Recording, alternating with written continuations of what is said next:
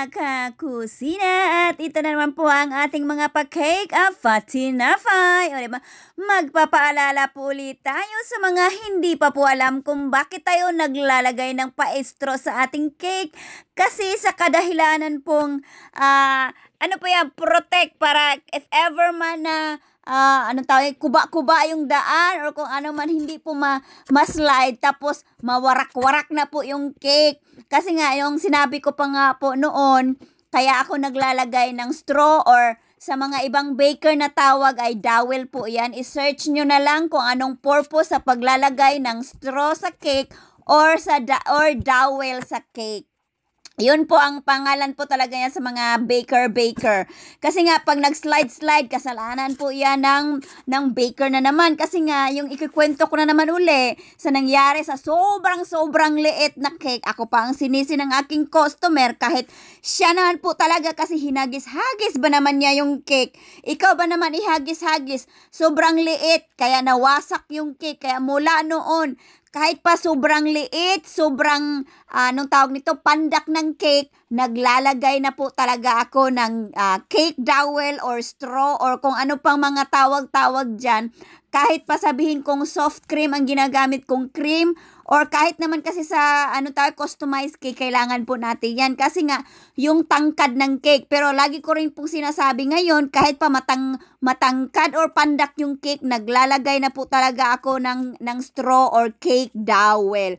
Tapos, at paalala po ulit sa ating mga patinapay, lalo na't sasabihin ng aking customer, pag half box lang.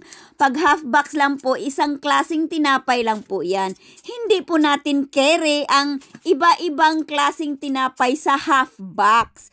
Pwera na lang po sa whole order kasi nga home baker po tayo ha. Hindi po tayo commercial baker na marami po tayong lulutuin sa araw na yan para i-offer. Hindi po. Minsan lang po ako nga nag-o-offer na mga ganito pag iba ang presyo. Kasi nga may isa akong customer na akala niya malaki daw ang savings pag sa akin diretsyo ng half box. Tapos iba-iba yung flavor ba, iba-ibang klase. Example, ube bread, Spanish bread, pandikoko, mga ganyang example ng tinapay.